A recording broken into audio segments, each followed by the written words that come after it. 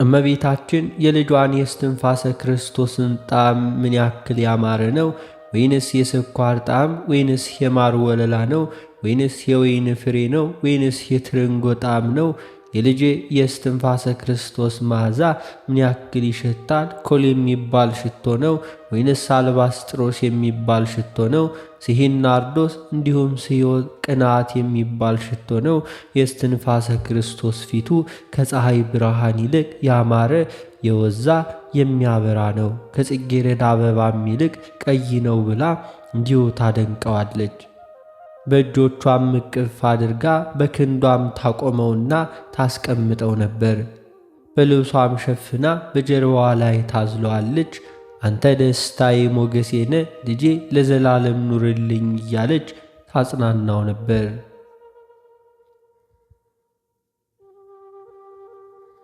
የአባታችን የአቡነ እስትንፋሰ ክርስቶስ ልቡና በእግዚአብሔር አብ ልጅ በኢየሱስ ክርስቶስ ፍቅርና እናቱ በምትሆን በድንግል ማርያም ፍቅር እንደ እሳት ነደደ።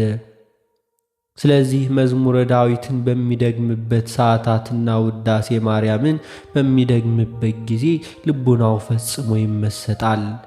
የጻድቃንንም ገድል በሚያነብበት ጊዜ መንፈሳዊ ቅናትን ዘወትር ይቀና ነበር።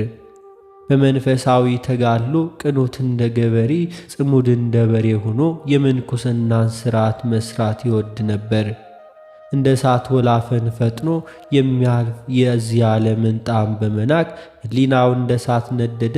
በተሰዋው በግ በእግዚአብሔር አብ ልጅ ፍቅርም የተነሣ አንደበቱ 46ቱን ብሉያት መጻሕፍትና የ35ቱን አዲሳት መጻሕፍት አንባቢ ያደረገው።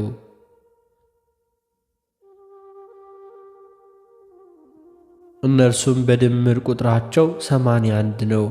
የአንደበቱም መንቀሳቀስ መዝሙረ ዳዊትን እግዚአብሔርን ቃል ሁሉ ገንዘብ አደረገ። ደግሞም የመላእክትን ንጽሕና የቅዱሳንን የትሩፋታቸውን ተጋድሎ ልማድ አደረገ። መዝሙረ ዳዊትን በማንበብ ዘወትር ይተጋ ነበር። 7 ጊዜ በመዓልት 7 ጊዜ በሌሊት በየዕለቱ 150ውን መዝሙረ ዳዊትን ያደርስ ነበር።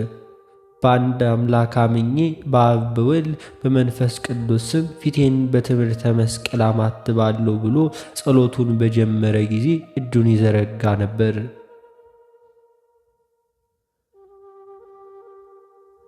ያን ጊዜ ወጥመዳቸውን ያጠመዱ አጋንንት ወጥመዳቸውን ጠቅልለው በነፋስ ፊት እንዳለ ጢስ ተነው ይጠፋሉ። እየተሯሯጡ ፈጥነው ይሸሻሉ። ከዚህም በኋላ ናኩተከን እስከ መጨረሻው ይደግማል። ጌታችን ለሐዋርያት አባታችን ሆይ በሰማያት የምትኖር ስምህ ይቀደስ ብሎ እንዳስተማራቸው እስከ መጨረሻው በሰላም ቅዱስ ገብርኤል ጋር ይደግማል። ቀጥሎም 318ቱ ሊቃውንት የደረሱትን ጸሎተ ሃይማኖትን ይደግማል። ከዚህም በኋላ ድርሳናትን ይደግማል። ከዚህም በኋላ ቃልህ የጣፈጠ የመልካም መዝሙር ባለቤት የእስራኤል ንጉሥ ዳዊት ሆይ የምሳሌውን ሁሉ ትርጉም ልብ ታደርግልኝ ዘንድ እግዚአብሔርን አመሰግን ዘንድም እመቤታችን ድንግል ማርያምን አመሰግናት ዘንድ ወደ እኔና እያለ ጮኾ ስለ ኃጥአንና ስለ ጻድቃን የሚናገረውን መዝሙረ ዳዊትን ሁሉ ይደግማል። ጣዖታትን በሚያመልኩ በዝንጓን ምክር ያልሄደ ንዑድ ክቡር ነው በማለት እኔ በአባቴ ፊት በወጣትነት ሳለው ከወንድሞቼ ታናሽ ነኝ እስከሚለው 150 መዝሙረ ዳዊት ድረስ በፍጥነት ደግሞ ይፈጽማል።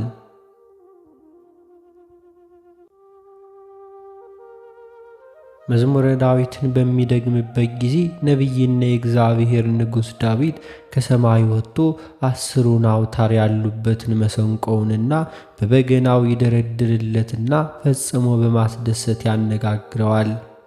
ከዚህም በኋላ የሙሴን ጸሎትና የነቢያትን ምስጋና የተመሰገነ ምስጉን የሚሆን እግዚአብሔርን እናመሰግናለን ብሎ እስከ መጨረሻው 15ቱ የነቢያትን ጸሎት ይፈጽማል። 13ቱ ነቢያት ወደ እርሱ